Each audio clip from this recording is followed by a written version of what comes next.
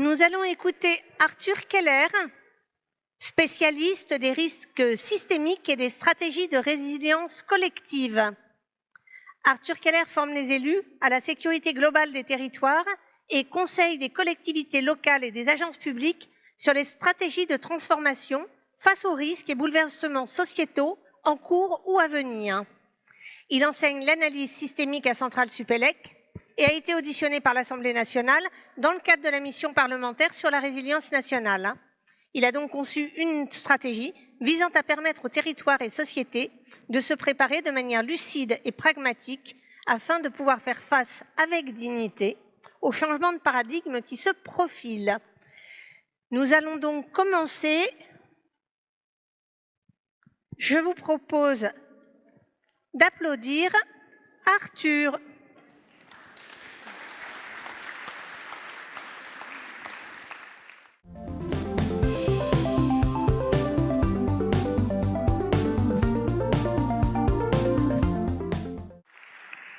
Bien, merci. Ça fonctionne? Oui. Merci pour l'accueil, merci pour l'introduction. Merci d'être là, mesdames et messieurs. Merci à ceux qui continuent de parler, de le faire à l'extérieur. Et sinon, pour les autres, bonjour. J'ai 1h30 de temps de parole. Ceux qui me connaissent savent que c'est pour moi quelque chose, c'est extrêmement court. 1h30, c'est très court. On m'a demandé de faire une présentation qui n'est pas strictement consacrée ou dédiée à la résilience, à la sécurité sociale alimentaire. Hein. Je vais vous proposer une analyse qui dépasse ça, mais dont le but est justement de comprendre, d'essayer de comprendre pourquoi ce type de levier, c'est pas le seul, il y en a d'autres, mais pourquoi la sécurité sociale alimentaire fait partie des leviers qui sont absolument indispensables aujourd'hui. Et je pense qu'on ne le comprend véritablement, et peut-être même qu'on ne le ressent, que si on a intégré un certain nombre de paramètres. Alors certains d'entre vous me connaissent peut-être déjà, pour les autres, il y aura peut-être un petit peu de neuf dans la façon que je vais vous proposer de comprendre les enjeux de notre temps. Voilà, rien que ça. Et effectivement, je vais descendre, je ne veux pas être ici, je vais descendre. Et effectivement, on va essayer, je vais vous proposer ça, on va essayer de recaractériser un certain nombre de grands enjeux de notre temps. Et vous allez voir, je vais faire ça avec de l'analyse systémique. Moi, je suis un dynamicien des systèmes au départ, donc je fais de la systémique. Et ce n'est pas un outil ou une manière de penser qui permet de comprendre un peu mieux ou d'aller un petit peu plus loin dans ce qu'on comprend des grands enjeux. Non, c'est quelque chose, c'est un outil, c'est plus qu'un outil, hein, c'est vraiment une façon de penser avec des outils à l'intérieur, une boîte à outils plutôt donc, qui permet de recaractériser de manière assez radicalement différente les enjeux et donc derrière de repenser de manière assez radicale ce qu'on va appeler des solutions, ce qu'on peut appeler des réponses, des stratégies à apporter face à ces enjeux. Et si on n'a pas bien compris tout ça, on passe, selon moi, à côté de l'essentiel. C'est-à-dire que, avant de commencer, je vais vous dire deux choses. La première chose, c'est qu'il y a deux grandes parties dans mon intervention, une partie problème et une partie « et maintenant, qu'est-ce qu'on fait ?» Et que la partie problème, pour ceux qui ne connaîtraient pas déjà mes conférences, ça va être un moment désagréable. Voilà. Je vous préviens. Je vous préviens que je vous annonce que je ne suis pas ici pour vous dire ce que vous avez envie d'entendre, mais ce que je pense que les gens ont urgemment besoin d'entendre. Et certains, ça va les braquer. Voilà, il y en aura. Et d'autres pas, et tant mieux. Voilà. Mais effectivement, c'est un moment un peu compliqué, psychologiquement, et aussi, vous allez voir, intellectuellement, parce que c'est pas si évident que ça, c'est pas si intuitif que ça. Alors je vais faire de la pédagogie et de la vulgarisation, je ne vais pas vous entraîner dans des équations différentielles du 3e degré qu'on fait en systémique, voilà. Mais pour le reste, quand même, on peut en tirer un certain nombre d'enseignements qui ne sont pas si compliqués à comprendre, mais qui remettent en question énormément de choses dans notre manière, une fois de plus, de comprendre les enjeux et d'y répondre. Donc ça, c'était le premier point. Le premier point, je voulais vous avertir que la première partie allait être un moment difficile. Et d'ailleurs, j'assortis ça d'une proposition ou d'une suggestion forte. Je ne vais pas dire une demande, parce que vous ferez bien ce que vous voudrez, mais une suggestion forte, Si certains parmi vous savent déjà que vous ne pouvez pas rester jusqu'au bout et qu'il faudra que vous partiez dans 3/4 d'heure ou dans 1 heure, partez tout de suite. Voilà. Il vaut largement mieux ne rien entendre que d'entendre que la première partie. Vous allez ressortir de là, après, vous allez raconter des bêtises sur les réseaux sociaux. « Oh, Arthur Keller, il nous a plombé le moral. » Bah oui, forcément, vous n'avez pas écouté la seconde partie. Donc, je ne plaisante pas. Donc, s'il y en a qui savent qu'ils vont partir, vraiment, c'est pour vous, ça va être difficile à vivre si vous n'écoutez que la première partie. Bon, tout le monde reste jusqu'au bout donc. La deuxième chose que je voulais vous dire en préambule, c'est qu'il va falloir donc se réveiller et il y a des choses à déconstruire. Il y a des malentendus extrêmement profondément ancrés qui sont totalement contre-productifs. Alors je ne vais pas tous les lister, sinon je prends l'heure et demie rien que pour ça. Mais un que je voudrais souligner parce qu'il est important pour la suite. Nous sommes dans des systèmes dynamiques complexes. Les sociétés humaines sont des systèmes dynamiques complexes. Les territoires aussi. Ce sont d'ailleurs des systèmes d'une nature bien spécifique, ce qu'on appelle les systèmes socio-écologiques. C'est-à-dire ce sont des sociétés, des systèmes sociaux notamment, mais pas que, mais on devrait dire plutôt sociéto-écologiques. Mais bon, le terme consacré, c'est des systèmes socio-écologiques, des sociétés en interaction dynamique permanente avec une nature, avec des ressources, avec des écosystèmes, avec des cycles naturels, avec un climat, etc. Et ce sont des systèmes socio-écologiques. Donc déjà, il faut comprendre qu'on est dans cette catégorie-là de préoccupations et d'enjeux. Et donc il y a des gens dont on entend, qui nous parlent des grands problèmes du monde. Des gens qui, pour certains, sont audibles parce que c'est des bons clients des médias, et puis ils ne sont pas forcément super compétents. Mais on en a beaucoup de gens qui sont extrêmement compétents. On a de très bons scientifiques, de très bons experts. Sauf que c'est quoi la spécificité d'un scientifique ou d'un expert? C'est d'être ultra spécialisé dans un domaine. C'est d'avoir fait 72 ans d'études sur un sujet. C'est pour ça qu'ils sont bons, c'est pour ça qu'ils ont monté, c'est pour ça qu'on les voit au final dans les médias. Et on les voit parce que ce sont de bons vulgarisateurs. Donc ce que ces gens ont à nous dire est important. Est-ce que ça suffit? Est-ce que ça suffit pour comprendre les problèmes d'avoir un jour à une conférence un expert de ceci ou de cela? Allez, ça peut être le climat, ça peut être la biodiversité, ça peut être l'eau, ça peut être l'énergie, ça peut être la santé, ça peut être les pollutions. Là, on parle de choses écologiques, mais ça peut être également des systèmes de transport, des systèmes de santé, ça peut être des infrastructures, des experts de toutes ces choses-là qui arrivent en disant « bon ben voilà un petit peu la situation, voilà les problèmes », parce qu'il y en a partout, les problèmes. Et en général, qu'est-ce qui se passe juste après? Eh bien, la personne qui anime le débat ou le journaliste qui anime l'émission dit « ok, alors quelles sont les solutions ?» Et la personne dit, les solutions, c'est... Et dans son domaine à elle, cette personne a effectivement des leviers qu'elle peut adresser pour, dit-elle, résoudre le problème. Des fois c'est vrai, des fois c'est pas vrai, ça dépend des cas, mais globalement, c'est ce silotage de la pensée qui fait qu'on fait venir des gens très très bons chacun dans son domaine, qu'on fait venir des gens et qu'on imagine que si on écoutait et comprenait tout ce qu'ils nous racontaient, on aurait compris l'état du monde, et on aurait compris les problèmes du monde, et on aurait compris les grands enjeux et les grands défis, etc., est radicalement fausse. Radicalement fausse. C'est-à-dire que c'est pas, je ne vous dis pas, c'est bien, mais c'est pas parfait. Non, c'est pas que c'est pas parfait, c'est que c'est à 100% faux. À 100% faux. Mais je vais l'expliquer. Je ne vais pas simplement vous asséner cette affirmation, je vais l'expliquer derrière. Ce qui se passe, c'est que oui, on a accès à des parties du tout, mais pour autant, comme on ne sait pas comment ces parties interagissent et sont reliées entre elles, parce qu'on ne fait pas de systémique, ou si peu, ou en tout cas quand on en fait, on ne la fait pas au bon niveau, et là encore, j'en parle après, et bien finalement, on continue à régler en silo. Bon voilà, donc une somme de problèmes, ou de constats, ou d'analyses, qui sont... Et on s'arrête là, c'est-à-dire on ne fait jamais venir dans les médias, vous l'aurez remarqué, un systémicien pour en parler, et ensuite derrière, une série de solutions, et là pareil, on s'imagine que la somme des solutions résoudrait tout, ben non, c'est faux. Radicalement faux. Bon voilà, ce que je voulais vous dire, et c'est en fait, j'utilise des fois quand je suis en conférence, alors pour moi, je vous le dis aussi, vous le verrez peut-être, c'est pas du tout un format habituel, et je suis beaucoup moins à l'aise que d'habitude, parce que quand je donne des conférences, j'ai toujours un diaporama, et il y a un certain nombre de choses que j'explique qui se comprennent beaucoup mieux avec des schémas. Et il y a un certain nombre de choses que je dis, que je ne peux dire et qui sont efficaces que parce qu'il y a la bonne image qui illustre ce que je dis au moment où je le dis. Donc là, il n'y a pas d'écran. Donc il y a un côté un peu expérimental hein, dans ce qu'on va vivre ensemble là maintenant. J'espère que ce sera clair. Je vais faire mon possible. En tout cas, voilà, allons-y. Première partie de mon exposé, il faut comprendre les grands enjeux de notre temps. Ça va impliquer ou requérir de décomprendre un certain nombre de choses au passage. Je ne vais pas vous faire l'intégrale de ce que je fais dans mes conférences. Pour ceux qui veulent aller voir en plus en détail, vous aurez plein de vidéos en ligne.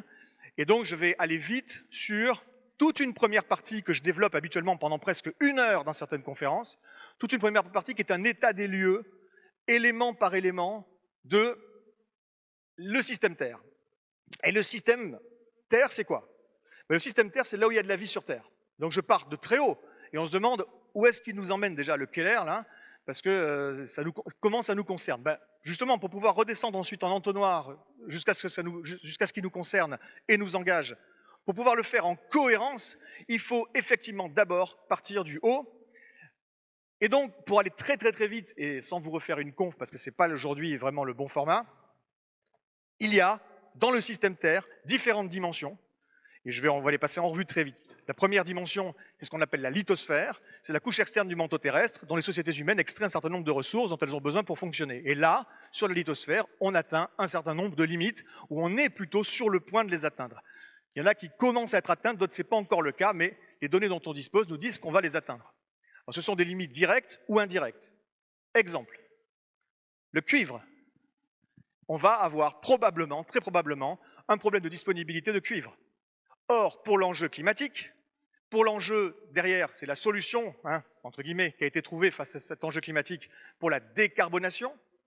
Il va falloir notamment, c'est pas le seul levier, hein, il va falloir notamment électrifier un certain nombre d'usages, et il n'y a pas d'électrification sans un maximum de cuivre. Il n'y a pas de système électrique, il n'y a pas des bobinages, il n'y a pas tout un tas de choses électriques sans une grande quantité de cuivre.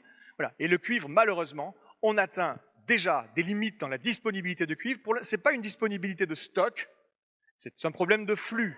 Est-on capable d'assurer le flux?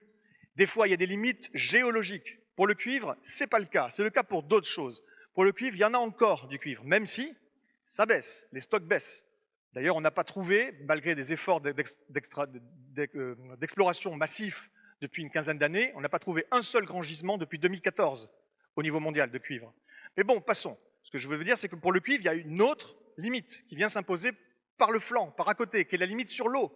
Il faut énormément d'eau douce pour extraire et pour raffiner le cuivre et pour pouvoir l'utiliser. Voilà. Et il se trouve que les principaux pays où il y a du cuivre, c'est le Chili, le Pérou et l'Australie, et aussi le Mexique. Ce sont des pays qui sont extrêmement fortement soumis à des stress hydriques. Et déjà, la question se pose là-bas, est-ce qu'on va utiliser l'eau pour manger et boire, ou est-ce qu'on va utiliser l'eau pour produire le cuivre, mais aussi le lithium et d'autres métaux stratégiques de la grande transition qui nous est présenté comme la solution au problème climatique. Voilà, est-ce qu'on va utiliser le cuivre pour manger, pour vivre, ou pour les métaux dont le monde a besoin pour cette transition? Ce sont déjà des enjeux actuels depuis déjà quelques années. Donc il ne faut pas imaginer que demain il n'y aurait plus rien, du jour au lendemain, mais effectivement, imaginer qu'on pourrait avoir tout ce dont on a besoin pour continuer à décarboner, ce n'est pas vrai. Parmi les autres ressources, celle qui est très importante sans doute, que vous avez peut-être en tête facilement, c'est le pétrole. Oui, on va avoir également des problèmes d'approvisionnement en pétrole. Et j'ai bien dit des problèmes d'approvisionnement, je n'ai pas dit des problèmes de production. Les problèmes de production, il y en aura aussi, parce que la plupart des grands gisements sont en déclin. Mais vous savez aussi que, il y a une très très bonne nouvelle, c'est que l'Arctique fond, et donc on va pouvoir aller exploiter d'autres champs pétrolifères, bien évidemment. Très très bonne nouvelle. Pas pour nous, hein, pour eux. Mais bon, globalement, on pourrait se dire, oui, mais du pétrole, il y en aura plus. La question n'est pas, là encore, un problème de stock, mais un problème de flux. Et donc, en fait, là, il faut comprendre une chose, c'est que nos sociétés modernes, dans nos pays à nous, les pays riches, les pays développés, notre modèle de société ne fonctionne tel qu'il fonctionne, ne peut fonctionner tel qu'il fonctionne, et ne peut rester stable que tant que nous avons un flux permanent, fiable, stable, prévisible, de pétrole et aussi de gaz naturel d'ailleurs, bon marché. Voilà, une abondance permanente de pétrole et de gaz naturel, bon marché. Si on n'a pas ça en permanence, notre système se casse la gueule. Il peut tenir quelques mois. Allez, soyons fous, peut-être avec une petite crise, quelques années. Au-delà de ça, le système s'effondre, l'économie s'effondre. Donc, nous avons aujourd'hui un grave problème quand on sait que l'Europe importe 99% de son pétrole et 97% de son gaz naturel. Et ce n'est pas forcément des pays copains. On avait nos grands copains américains qui nous envoyaient du gaz. Apparemment, ce ne sont plus nos grands copains. Etc. On ne va pas parler trop et partir dans trop de directions. Je dis simplement que pour un certain nombre de ressources, qu'elles soient énergétiques, qu'elles soient à la base d'une grande partie de notre société, comme le pétrole ou le gaz naturel, ou que ce soit des ressources bien spécifiques, des métaux notamment pour la transition énergétique, eh bien nous allons avoir des problèmes d'approvisionnement plus tôt qu'on ne le croit. Et d'après l'Agence internationale de l'énergie, par exemple, sur les métaux stratégiques comme le lithium ou le cuivre, les problèmes commencent à se poser dans les 10 prochaines années et s'accélèrent par la suite. C'est-à-dire qu'il faut aussi bien comprendre une chose. Je ne suis pas en train de vous parler d'un moment, d'un passage difficile, où pendant quelques années, on va avoir du mal, mais après, ça remonte. Je suis en train de vous dire qu'en tendance lourde, en tendance longue, nous sommes sur le point, et quand je dis nous, c'est l'humanité, hein, de sortir de l'ère des ressources abondantes et bon marché, et que ça, ce socle-là, la disponibilité de ressources bon marché abondantes, ce socle-là est la condition sine qua non de maintien de nos modèles de société. Donc, ça ne va pas durer. Comment ça va se passer? En fonction des endroits, parce que ça va être différent en fonction de qui on est, de où on est. À quelle vitesse? Est-ce qu'on va le préparer? Est-ce qu'on saura le gérer? Ou est-ce que ce sera subi? On verra bien. En tout cas, il y a une chose que je peux vous dire, c'est que lorsqu'on est face à une perspective ou à un spectre d'un tel changement, qui pourrait aller vite, mais ça, on verra. Ça peut prendre quelques décennies, comme ça peut simplement prendre quelques années. Nous verrons bien. Tout est possible à ce stade. Lorsqu'on est face à ce genre de perspective, il y a deux quand même manières de se positionner. Soit on s'y prépare, soit on s'y prépare pas. Et si on s'y prépare, soit on s'y prépare bien, soit on s'y prépare mal. Alors moi, je vous dis simplement que ce sera mieux si on s'est bien préparé. Voilà. Ce sera juste vraiment vachement mieux. La dimension alimentaire, j'y viendrai après, mais elle va être au cœur de tout ça. Vous savez que la dimension alimentaire, ce n'est qu'une toute petite partie de l'équation. Mais il se trouve que cette petite partie de l'équation, tout le reste en dépend. Donc ça va quand même être important d'en parler. On en parlera après. Voilà, donc écoutez, je vous ai très brièvement parlé de la lithosphère, mais je continue. Je vous ai parlé au début du système Terre, là où il y a de la vie sur Terre. Et bien, il y a 6 dimensions. La première, lithosphère. La deuxième, l'hydrosphère, l'ensemble des eaux. Je ne développe pas. Allez voir une conférence. On va juste vous dire, globalement, qu'il y a des problèmes un petit peu partout, de différentes natures, qui touchent les eaux, que ce soit les eaux de surface, les eaux de profondeur. Donc on a des phénomènes de réchauffement, on a des phénomènes de montée des eaux, on a des phénomènes de salinisation des nappes phréatiques un peu partout, on a des phénomènes de recul du trait de côte, on a des phénomènes d'acidification des océans, on a des phénomènes également de désoxygénation des océans et des grandes mers, avec des écosystèmes entiers qui s'effondrent par asphyxie. Donc on est vraiment dans un cas, et puis évidemment dans les pollutions, en veux-tu, en voilà, partout, jusqu'au fond des fosses Mariannes, et jusque dans la pluie, tout est pollué, et nous-mêmes, nous sommes des écosystèmes pollués, chacun d'entre nous, à notre niveau. Voilà, ça touche les humains comme les autres animaux, etc. Ça c'est l'hydrosphère. Une partie de l'hydrosphère, une sous-partie, qui est la cryosphère, c'est la partie gelée. Voilà, les glaces. Bon, alors là, que vous dire? Ce sont les glaciers, ce sont les banquises, ce sont les inland seas, c'est-à-dire le Groenland et l'Antarctique, et c'est également les sols gelés des hautes latitudes, ce qu'on appelle le pergélisol ou le permafrost. Et globalement, pour faire simple, ça fond. Voilà, ça fond beaucoup plus vite que ce que les modèles sont capables de modéliser aujourd'hui, ce qu'on est capable de modéliser. On sait que l'Arctique, par exemple, se réchauffe 4 fois plus vite que le reste de la planète, en moyenne mondiale depuis une quarantaine d'années. Nous avons ensuite, après ces 3 premières parties, la 4e qui est l'atmosphère, que vous connaissez, je ne vous décris pas ce que c'est. Bon, on en change la composition chimique extrêmement rapidement. Et lorsqu'on regarde, on sait remonter ça grâce au carottage glaciaire en Antarctique, lorsqu'on regarde la concentration atmosphérique en CO2, on peut remonter sur un peu plus de 800 000 ans, on voit qu'il y a des hauts et des bas. Voilà, ça fait des hauts, des bas, c'est un cycle, pas tout à fait régulier mais pas loin. Et on sait par ailleurs, avec toutes les données dont on dispose sur Terre, que ces hauts et ces bas corrèlent extrêmement fort avec en bas des aires glaciaires et en haut des périodes interglaciaires. Voilà. Et aujourd'hui, si vous regardez une courbe, là c'est un de ces moments où c'est mieux d'avoir un dessin, mais si vous voulez, ça oscille à ce niveau-là, et aujourd'hui on est là, quoi. On est beaucoup plus haut, on est d'un seul coup à 430 parties par million, qui est une concentration atmosphérique en dioxyde de carbone qui est la plus haute depuis au moins 16 millions d'années d'après certaines études, et qui date de quand? Cette grande accélération, ça date de quand? Ça date depuis le milieu du 19e siècle, et en réalité, c'est quasi exclusivement dû, d'un côté, à la révolution industrielle, à la découverte et à la combustion des combustibles fossiles, charbon, pétrole, gaz, de l'autre côté, au fait qu'avec ça, avec la puissance que ça nous a donné, on a artificialisé énormément et on a également détruit les puits de carbone, plus ou moins, mais on continue à le faire avec beaucoup d'obstination, donc que ce soit les océans, que ce soit les forêts, que ce soit les zones humides, etc. Voilà, bon, passons. Donc, d'un côté, on émet à mort, de l'autre côté, la capacité de réabsorber une partie de ces émissions, elle chute également, ça mène aux problèmes climatiques que vous connaissez aujourd'hui. Et bon, je ne vais pas vous faire 3 heures de cours sur le changement climatique, je pense que d'autres en ont parlé. Mais après, je ne sais pas, chacun de vous, si vous avez vu toutes les confs ou pas, mais je sais qu'il y a Ilian Moundib qui est passé avant moi, il a dû en parler. Bref, on a un problème de climat, c'est pas un scoop, et si jamais dans cette salle, il y a des gens qui doutaient encore, on en parle une autre fois. Voilà, j'ai pas le temps pour ça. Nous avons ensuite, 5e dimension du système Terre, la biosphère. L'ensemble du vivant, toutes les formes de vie, nous sommes face à un effondrement. Un véritable effondrement. Il ne faut pas imaginer que dès qu'on prononce le mot effondrement, c'est qu'on est un effondriste. Et effondriste, ça veut forcément dire que c'est excessif, qu'on est un extrémiste, ou qu'il y a une idéologie derrière, ou que sais-je. Alors, vous l'avez certainement déjà entendu, pas de ma bouche, de la bouche de gens qui sont autrement plus qualifiés que moi pour en parler. Ça fait au moins 20 ans qu'on nous dit que pas l'humanité, mais que sur Terre, la Terre est rentrée officiellement dans une dynamique de 6e grande extinction du vivant sur la planète. Voilà. Le vivant est en train de s'effondrer. Quand on regarde aujourd'hui les populations de vertébrés sur Terre, les vertébrés étant une immense famille du vivant qui intègre tous les mammifères terrestres et marins, les poissons, les amphibiens, les reptiles et les oiseaux, quand on regarde l'intégralité de tout ça, alors pas tout, parce qu'on ne peut pas tout regarder, évidemment, on ne suit pas à la trace chaque poisson et chaque batracien, hein.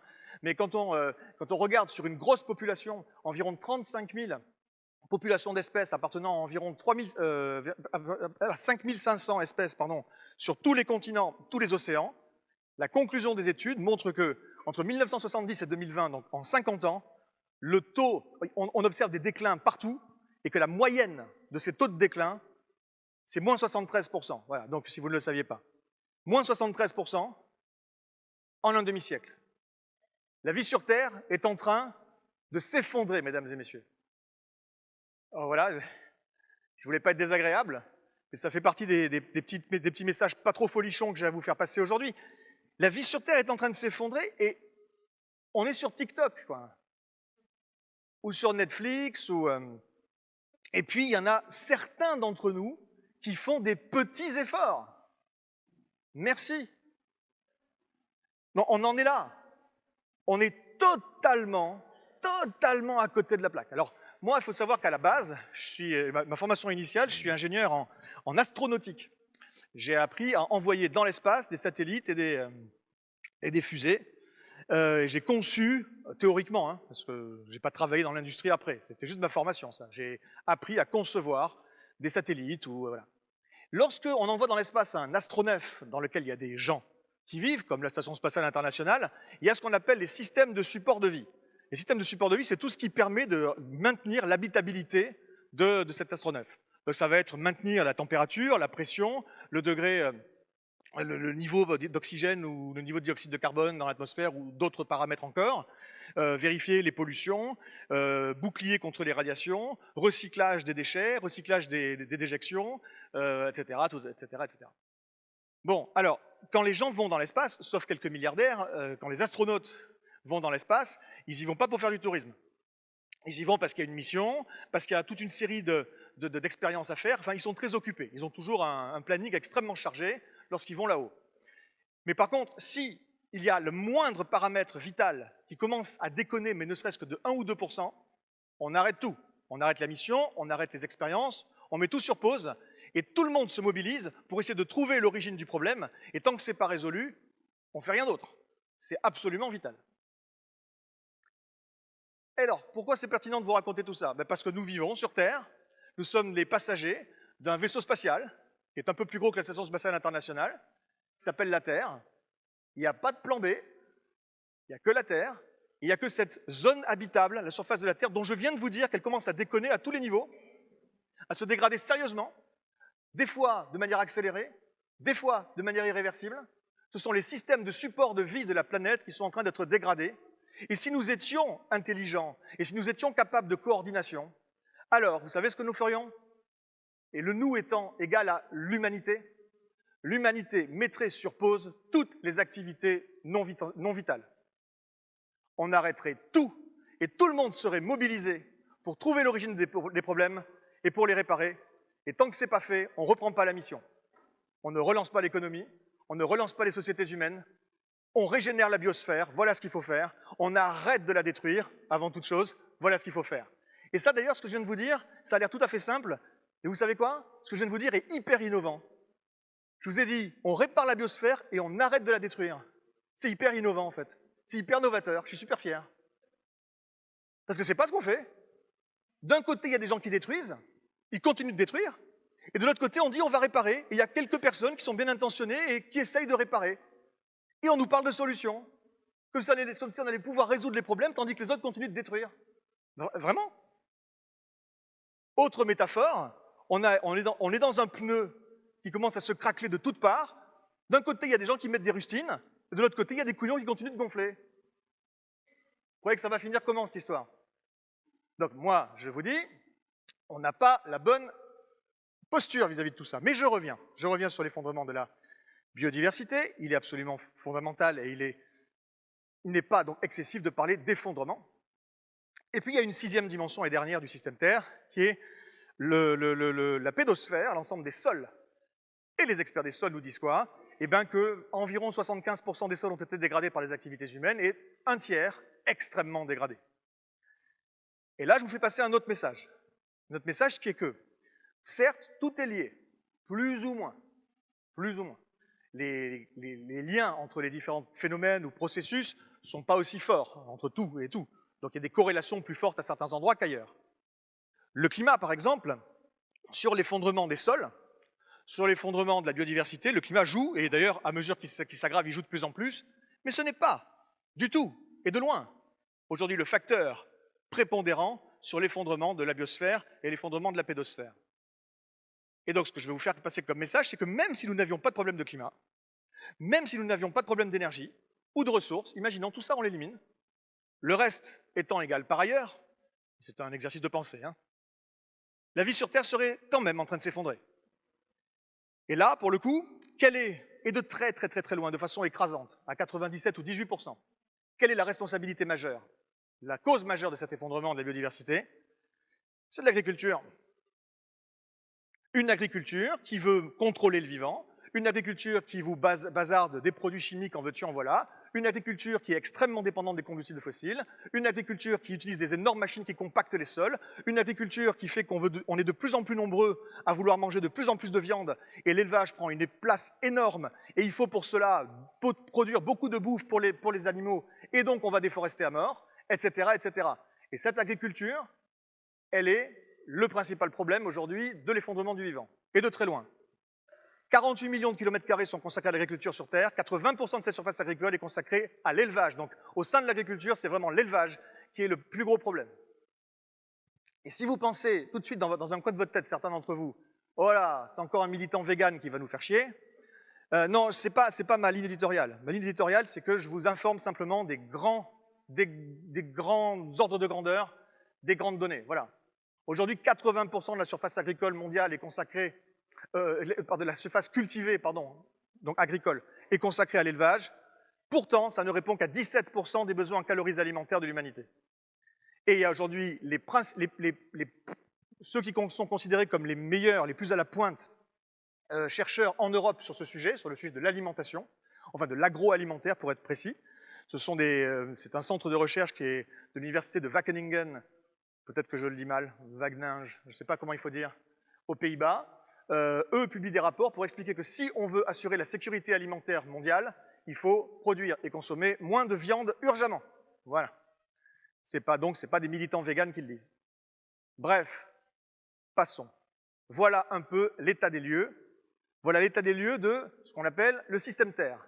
Mais le système Terre, aussi grand soit-il, aussi vaste soit-il, ce n'est pas le bon système pour raisonner. Pour raisonner, je vous ai dit tout à l'heure, nous vivons dans des sociétés humaines qui sont des systèmes socio-écologiques. Et là, pour l'instant, on a vu la dimension écologique des choses.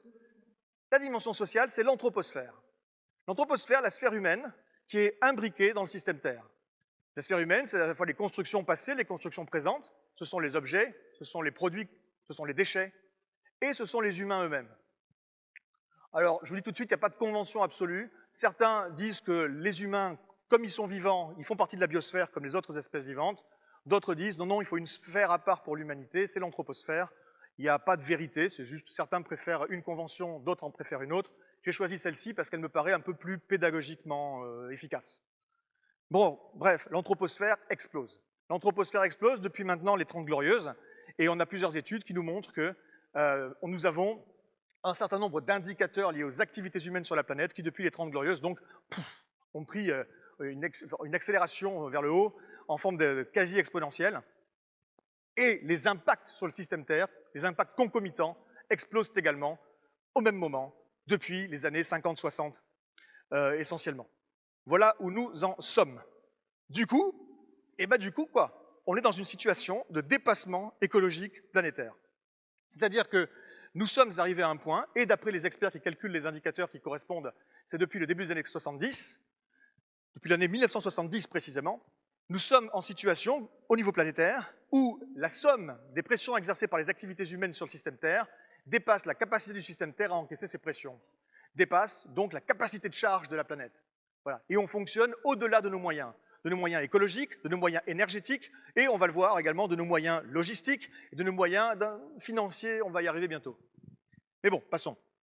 J'y reviendrai à ces dimensions-là, que je n'ai pas encore évoquées. Donc nous sommes aujourd'hui effectivement dans cette situation où, depuis une bonne cinquantaine d'années, nous fonctionnons au-delà de la capacité de charge de la planète, et donc les systèmes de support de vie de la planète, dont j'ai parlé tout à l'heure, les différentes dimensions, sont en train de se dégrader. Et il y a un moment où ça va casser. Il y a un moment où ça va casser. Alors quand je dis casser, ce n'est pas tout le système qui casse d'un coup. C'est à certains endroits, puis à d'autres endroits, et puis il va y avoir des cassures. Il y en a déjà. Il y a des écosystèmes qui rompent.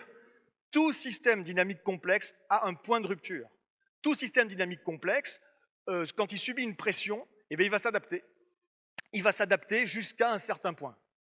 Il va se déformer, il va sacrifier certaines choses jusqu'à un certain point. Mais il y a un point au-delà duquel, le point de non-retour, au-delà duquel ça part en cacahuète.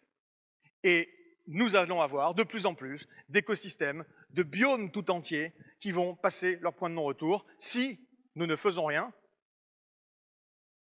Est-ce qu'on peut faire quelque chose? C'est une vraie question.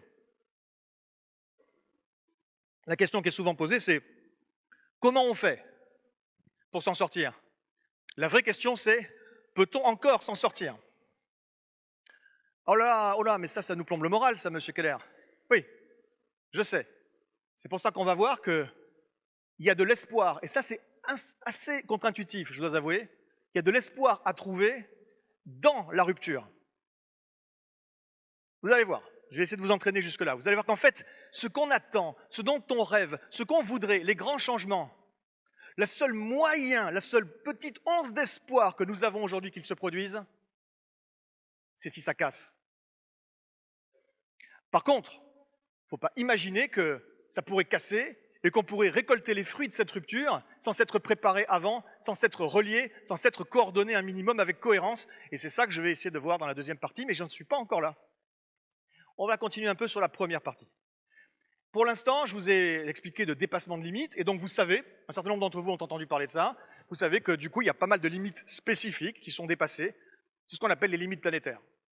Voilà, il y a cette étude, enfin un ensemble d'études plutôt, un ensemble de publications, et un concept qui a été créé au sein du Stockholm Resilience Center, qui s'appelle les limites planétaires.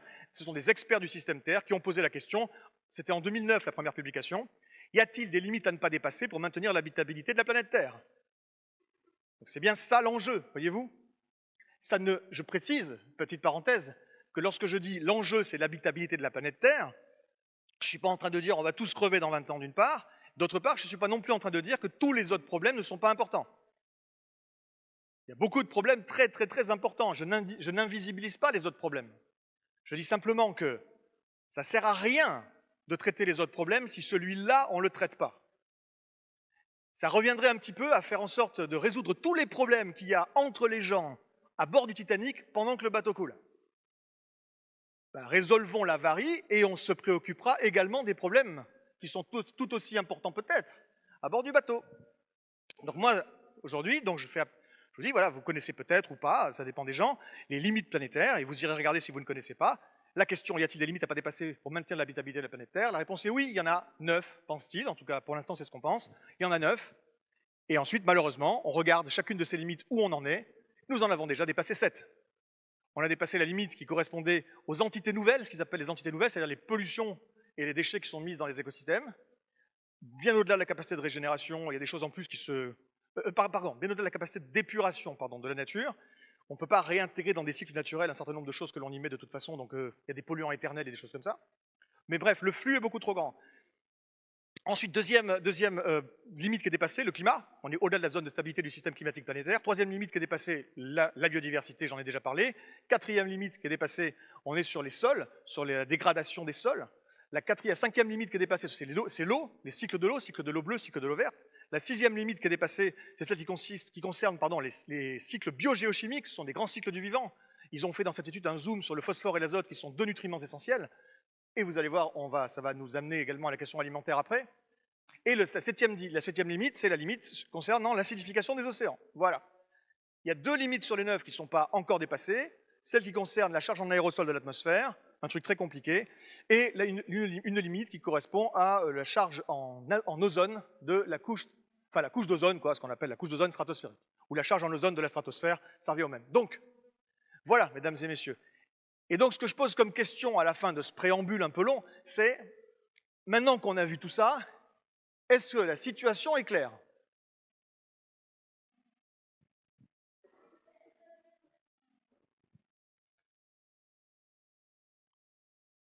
Bon, il n'y a pas eu une réponse fulgurante, collective, claire. Mais j'ai quand même vu beaucoup de oui. Quelques oui timides qui ont été exprimés, des têtes qui font comme ça. Donc je me dis que quand même, globalement, les gens pensent que oui. Eh bien non. Et c'est précisément ça, un des messages importants que je vais vous faire passer aujourd'hui.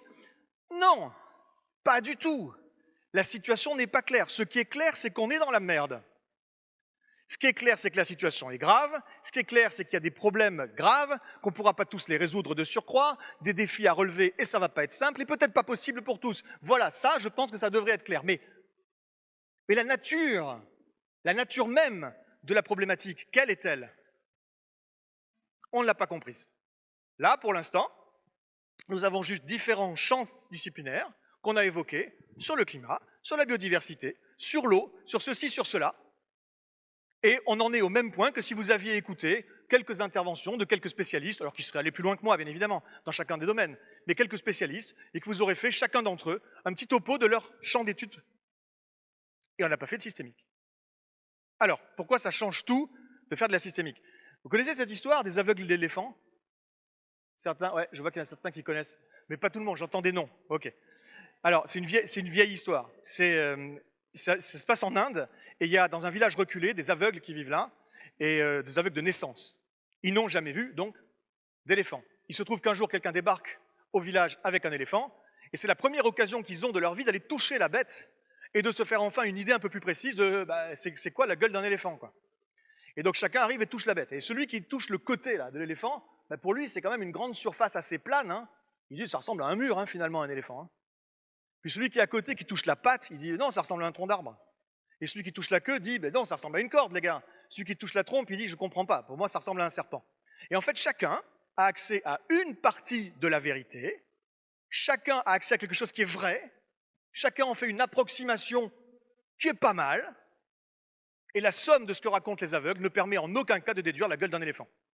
Et nous en sommes là, aujourd'hui, mesdames et messieurs, pour les plus grands enjeux de notre temps. Nous en sommes à se satisfaire d'avoir des experts très bons, c'est pas le sujet, qui chacun dans son domaine va nous expliquer avec des approximations les meilleures qu'on sache faire. Dans chaque domaine, voilà ce qui se passe. Et on n'a pas le plan de montage On n'a pas la photo, on ne sait pas à quoi ça ressemble, on ne sait pas comment ces choses interagissent entre elles. Nous n'avons aucune idée de la gueule de l'éléphant. Alors maintenant, on va parler de l'éléphant, mesdames et messieurs. L'éléphant, c'est que la nature profonde du problème, voyez-vous, c'est que nous sommes dans des sociétés qui sont des sociétés, alors certains disent, oui, c'est le capitalisme le problème. Et le capitalisme, en plus dans cette version-là que l'on connaît aujourd'hui, fait clairement partie du problème. Mais ça ne se limite pas à ça. Le problème, c'est que nous vivons dans des systèmes qui sont capitalistes, donc dans la version néolibérale, d'accumulation sans limite, etc., et de concentration des pouvoirs et patati patata, mais également dans des sociétés productivistes. Et que quand bien même nous ne serions pas dans les sociétés capitalistes, mais juste dans les sociétés productivistes, qu'on aurait les mêmes problèmes, peut-être pas autant, peut-être pas aussi rapide, mais on aurait fondamentalement les mêmes problèmes. Nous sommes dans une société donc productiviste, qui est extractiviste, industrialiste, consumériste, matérialiste. Une société en plus où il y a une séparation entre l'homme et le reste du vivant. Et la nature est considérée simplement comme un open bar. On se sert, et c'est gratuit, et c'est tout. Et il n'y a pas de valeur, il n'y a pas de respect, il n'y a pas... Voilà. On est dans un système comme ça. Et nécessairement, ce système, en amont, il extrait, et en aval, il rejette.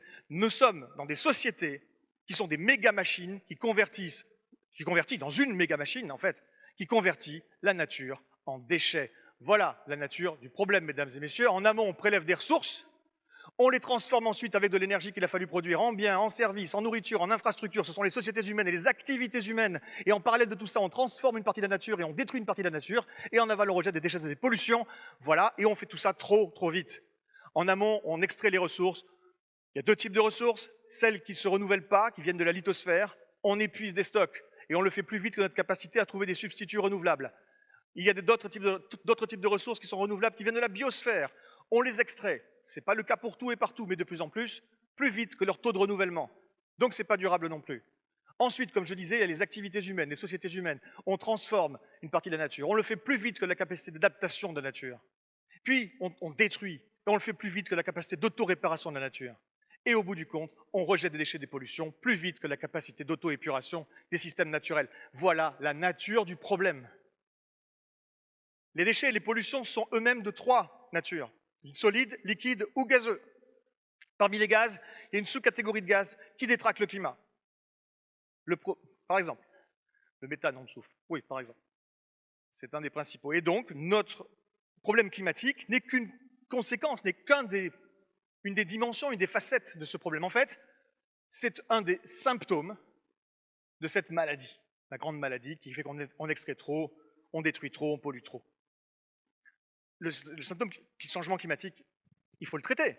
Il est tellement grave qu'à lui tout seul, il va nous tuer si ça continue. Donc je ne suis pas en train de dire qu'il ne faut pas traiter le symptôme. Mais imaginez que nous ayons réussi une décarbonation. Imaginez que nous ayons fait en sorte de le faire alors même qu'il y a des limites à notre capacité à décarboner, mais passons. Imaginez qu'on y ait réussi. Alors est-ce que ce serait une bonne nouvelle? Oui, mais indéniablement, puisque ça soulagerait ce symptôme gravissime. Est-ce que ce serait une solution pour autant? On aurait de l'énergie, toute décarbonée soit-elle, au service d'une machine qui convertit la nature en déchets. On continuerait à prélever, à détruire, à polluer. Et on rendrait le système inhabitable, tout pareil, à quelques détails près, on gagnerait peut-être quelques années, mais ça ne changerait pas fondamentalement la direction générale que l'on a prise. Et pourquoi c'est si important, mesdames et messieurs, de faire cette distinction entre la maladie et les symptômes? Parce que ça peut paraître clair comme ça, mais ça ne l'est pas. Pour rendre la chose claire, je vais vous faire une métaphore qui est un travail, vous ne voyez que le résultat il est extrêmement simple. En fait, c'est un travail de réflexion assez long et de systémique. La métaphore est la suivante. Imaginez que vous ayez des maux de crâne à répétition, des problèmes de peau et des problèmes de digestion. Bon, qu'est-ce que vous faites? Vous cherchez des solutions. Mais il y en a. J'ai une excellente nouvelle, merci la science, il y en a. Pour les problèmes de tête, de maux de crâne, du paracétamol par exemple. Pour les problèmes de peau, vous allez voir un dermatologue, c'est un scientifique spécialisé, il va vous dire il y a cette crème qui est parfaite pour vous, elle a été développée par d'autres scientifiques spécialisés. Ça marche. Vous avez des problèmes de transit, vous allez voir un autre spécialiste, un autre scientifique, un gastro-entérologue, il va dire voilà votre tisane médicinale qui est parfaitement adaptée à ce que vous avez, merci la science, c'est bon. 3 problèmes, 3 solutions. Avec ces petits aménagements quotidiens, vous pouvez continuer à vivre sans vous remettre fondamentalement en question.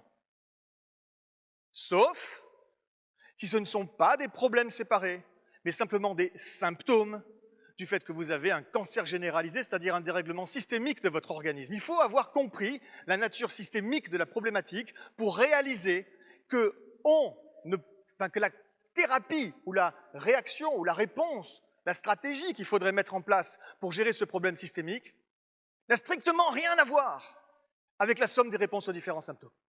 Rien à voir. On ne guérit pas un cancer généralisé avec paracétamol plus pommade plus tisane. Et ce que je viens de vous dire, mesdames et messieurs, ça a l'air tellement simple, tellement évident.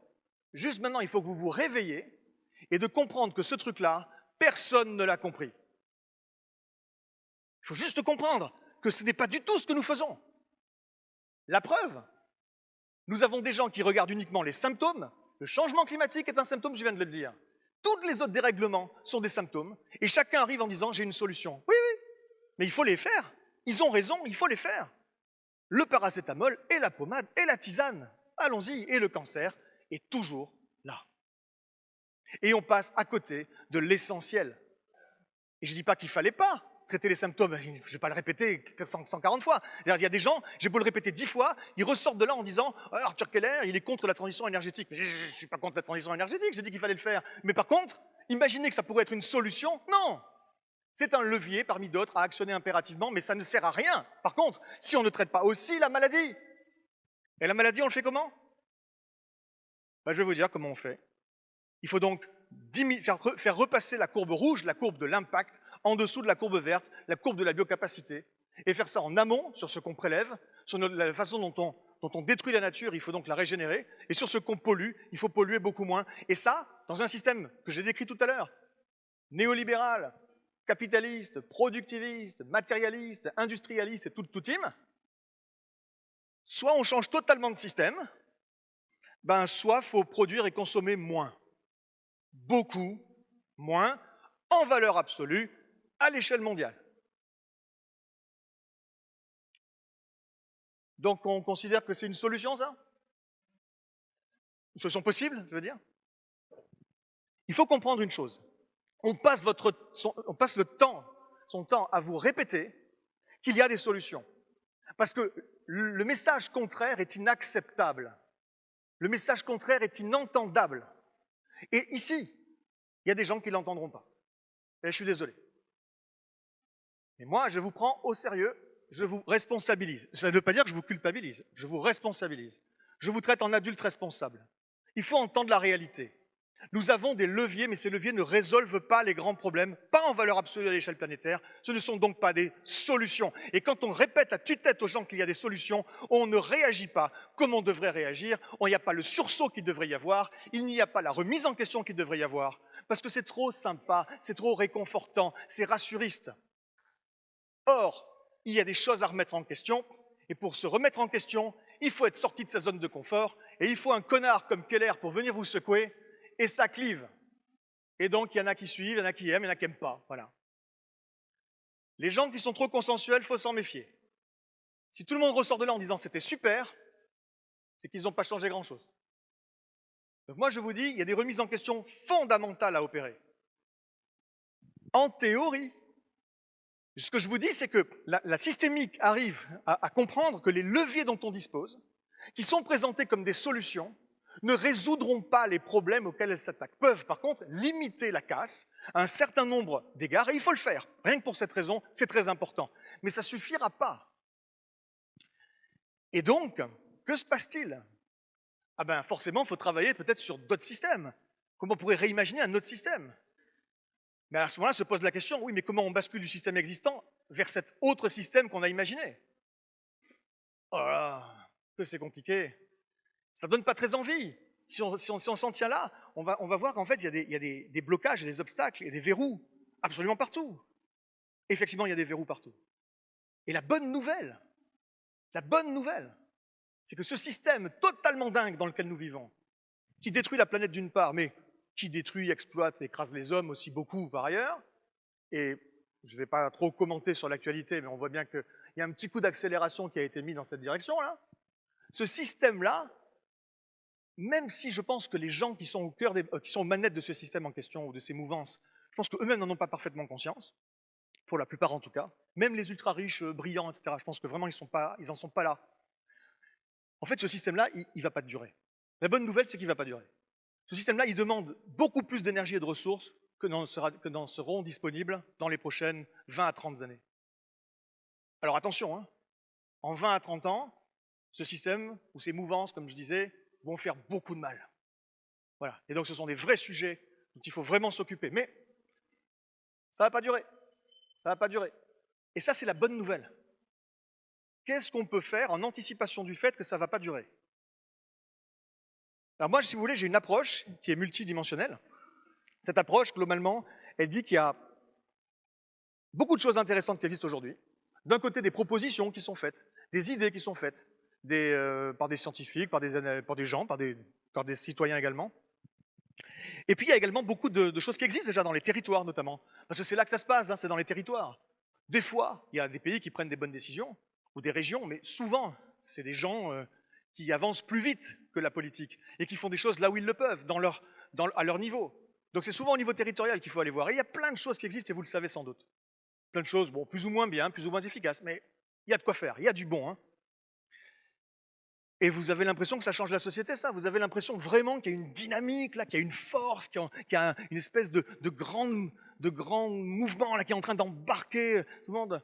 Franchement, il y a juste plein de petites initiatives éparses qui ne sont pas connectées, qui ne sont pas cohérentes, qui ne se connaissent pas et qui n'ont même pas, pour la quasi-totalité, qui ne se sont pas donné en tout cas de responsabilité de changement culturel.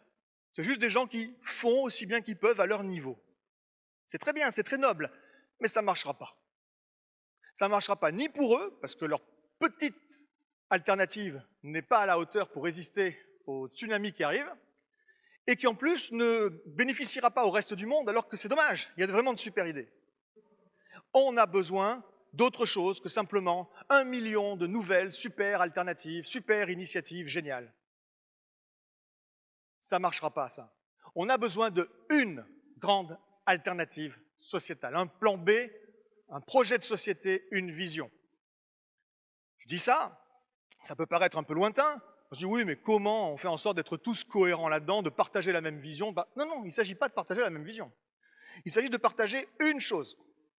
Juste se reconnaître entre personnes qui disent ça ne peut pas durer, ça va se casser la gueule pour des raisons écologiques, pour des raisons énergétiques, pour des raisons de limite absolue.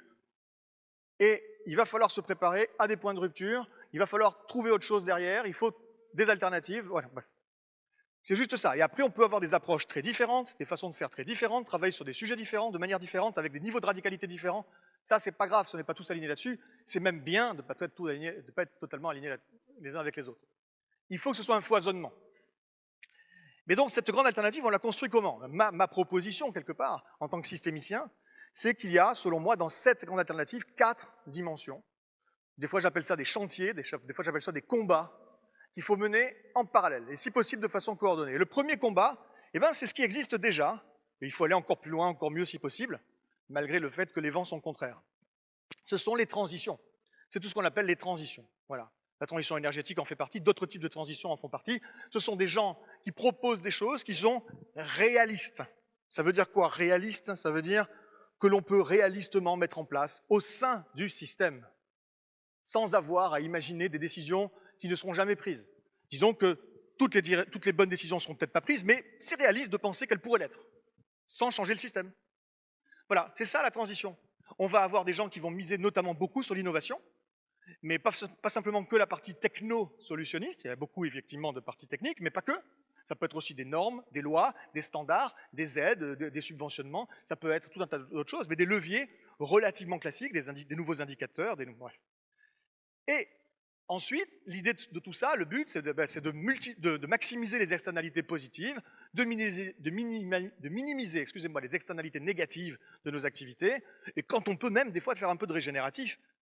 Voilà, ça, sont les transitions. Et maintenant, comme je vous le disais, il faut ces transitions, donc je ne suis pas un ennemi de ces transitions, je dis juste que ça ne suffira pas. Et je ne suis pas le seul à le penser, nous sommes un certain nombre de penseurs ou d'experts à nous dire, bon, ce sont des changements au sein du système, et tout ce que l'on peut espérer de la somme de tout cela, dans le meilleur des cas, ce sera d'avoir une meilleure version de ce système ou une moins mauvaise version de ce système.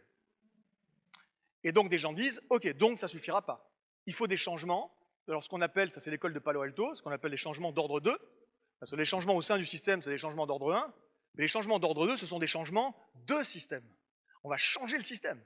Alors ça veut dire quoi changer le système? C'est pas forcément changer tout, hein, mais c'est changer un certain nombre de règles fondamentales du système, et notamment de principes organisateurs du système, c'est changer certaines finalités primaires du système, travailler un peu sur la culture, travailler un peu sur les règles d'interaction entre les agents qui sont au sein du système, qui composent ce système. Vous, moi, des humains, mais aussi des choses un peu plus abstraites, des entreprises, des institutions. Voilà, comment toutes ces choses-là fonctionnent. Il y a des règles, certaines qui sont écrites, des lois, des normes, des standards. Ce sont donc des règles explicites, et puis il y a des règles tacites, les codes culturels, les codes sociaux, comment on se comporte les uns vis-à-vis des autres, les valeurs que l'on partage, ou qu'on est censé partager au sein d'une société. C'est tout ça qui organise. Et donc, il faut jouer à ces niveaux-là pour commencer à parler de changement de système. Et donc, des gens réfléchissent à ça. Et il y a des super propositions. Des gens qui travaillent sur des sociétés post-capitalistes. Bon ben là, on est dans un vrai changement de système. Dans des sociétés post-productivistes, vrai changement de système. Post-croissance, vrai changement de système. Ou bien d'autres choses encore.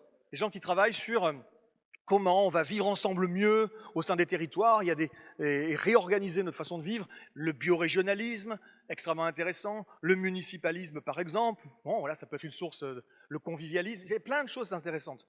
Des gens qui travaillent sur comment on change notre rapport au reste du vivant.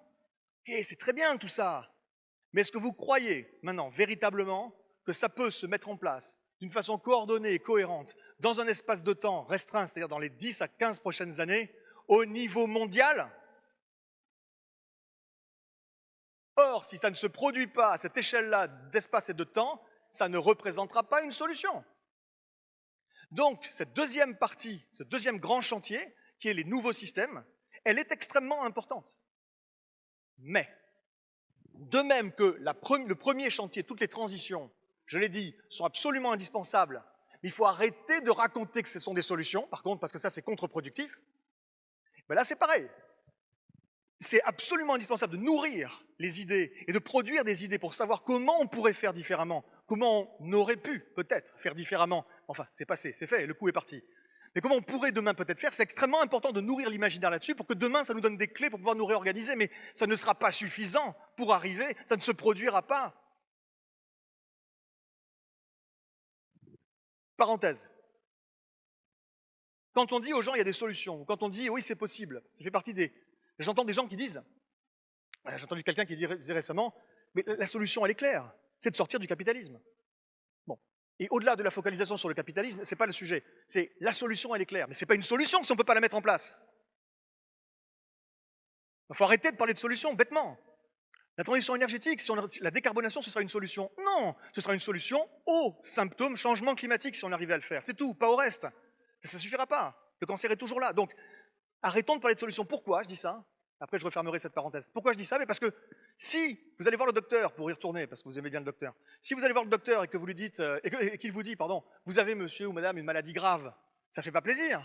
Mais si la phrase suivante qui sort de la bouche du docteur, c'est mais rassurez-vous, on a des solutions, donc on va vous tirer de là, ah bon, ça va alors. La gravité de la situation n'a rien à voir avec la gravité de la maladie. C'est la maladie qui est grave, pas la situation.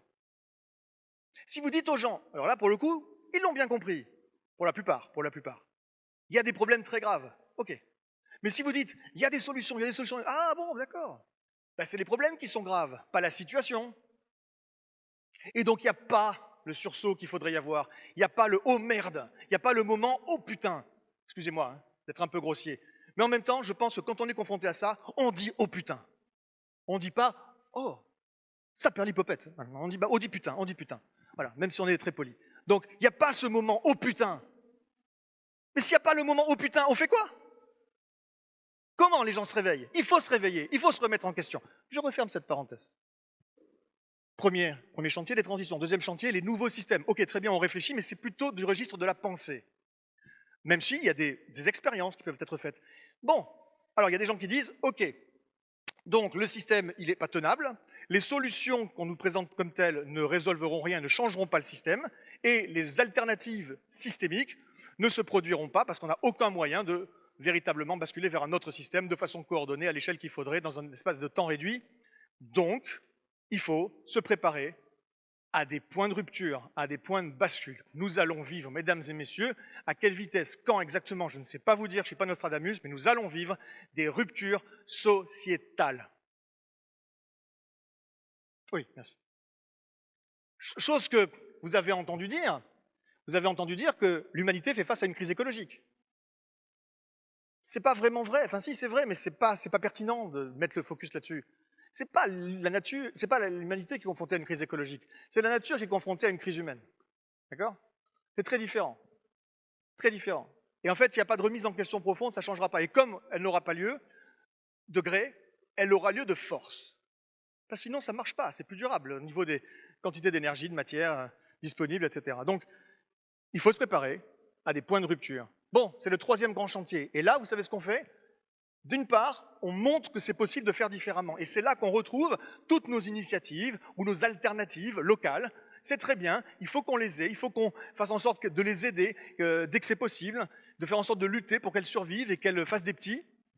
Et puis peut-être qu'il y a d'autres alternatives, plein d'alternatives qui se créent encore. C'est une dimension de l'affaire. Mais ça ne suffira pas, comme je vous le disais, d'avoir juste plein de super projets épars. La deuxième dimension de ce troisième chantier, c'est la mise en réseau, la mise en lien, la mise en réseau de complémentarité, parce qu'on ne travaille pas tous sur les mêmes sujets et pas de la même manière, et de complémentarité donc, et de solidarité les uns avec les autres. Il faut que l'on relie les acteurs au sein des territoires et que l'on relie les territoires également entre eux. Il nous faut un réseau. Ce réseau, il sert donc à se rentrer en cohérence, à s'entraider les uns les autres, et aussi à prendre conscience qu'on existe, qu'on est un petit peu nombreux, et faire pousser progressivement un sentiment d'appartenance, une tribu. Voilà, même si on n'est pas d'accord avec tout ce qui se fait, on n'est pas tous d'accord. Pour l'instant, il n'y a pas encore véritablement ce sentiment d'appartenance à un grand projet, une grande alternative qui va transcender quelque part. La troisième dimension, pour Sakaka, c'est le récit. Il nous faut des récits, il nous faut peut-être un récit, un nouveau mythe, et ce récit se construira, il ne peut pas se construire ex nihilo, il se construit avec un pied et l'autre, il y a l'action et le récit. L'action et le récit, c'est un mouvement qui entraîne l'autre et qui se nourrissent en permanence, mais il faut effectivement des gens qui travaillent spécifiquement là-dessus. Voilà, je pourrais faire une conférence entière sur les récits, à la fois pourquoi ils sont importants, mais également leurs limites, et également les risques d'ailleurs des récits qui sont pas bien faits, malgré toutes les bonnes intentions. Mais c'est un autre sujet et une autre conférence. Nous avons besoin de mise en mouvement, mise en réseau, mise en récit. Et puis ensuite, il y a une organisation citoyenne, politique qu'il nous faut. Il faut que ça se formalise en utilisant peut-être des formations qui existent déjà, des réseaux qui existent déjà. Je n'ai pas dit que je créais tout from scratch, hein. J'utilise énormément de choses qui existent déjà. Mais globalement, effectivement, il faut que l'on se prépare collectivement, citoyennement, politiquement. Pourquoi? On est dans cette troisième catégorie qui est l'anticipation des points de bascule, pour rappel. Pourquoi il faut se coordonner? Pour être en mesure d'avoir une alternative crédible, inspirante à proposer aux gens comme plan B au moment où nous serons confrontés à des points de bascule. Et nous ne pourrons être, à ces moments-là, qui sont les moments clés, nous ne pourrons être audibles que si on a fait tout le travail de coordination, de réseautage et de mise en récit préalablement. Il faut que la petite graine ait déjà été plantée dans un maximum d'esprit pour que dans le brouhaha ambiant, quand le chaos va venir, parce que oui, je suis désolé, vous l'avez peut-être compris, mais le chaos va venir. Voilà, nous allons nous retrouver dans une certaine quantité de chaos. À ce moment-là, pour plein de gens, ce ne sera plus possible, ils ne pourront plus vivre comme ils vivent. Et ces gens-là n'auront pas de plan B. Il faut être là pour en proposer un et pour lutter contre les dystopies qui sont déjà en train de se construire et qui ont déjà beaucoup d'avance sur ce dont moi je vous parle. Il faut avoir un mythe fondateur alternatif à proposer pour être concurrent de ces dystopies atroces. Voilà. Au moment des points de bascule. En amont, ça ne sert à rien, il faut se préparer, mais il faut être prêt pour le point de bascule. Et enfin, dernière dimension de ce troisième chantier sur l'anticipation des points de bascule, la résilience des territoires. La résilience des territoires, elle a différentes facettes, et ce sera la dernière partie de mon exposé, et notamment avec la dimension alimentaire, et ce sera mes dernières 25 minutes environ de temps de parole. Je vais y revenir après, sur un zoom sur la fameuse résilience, ce que c'est, ce que ça n'est pas. Voilà, 1, 2, 3. Et je vous ai dit qu'il y avait 4 chantiers. C'est quoi le quatrième? Là, à ce stade, je vous ai dit, les solutions résolveront rien de fondamental.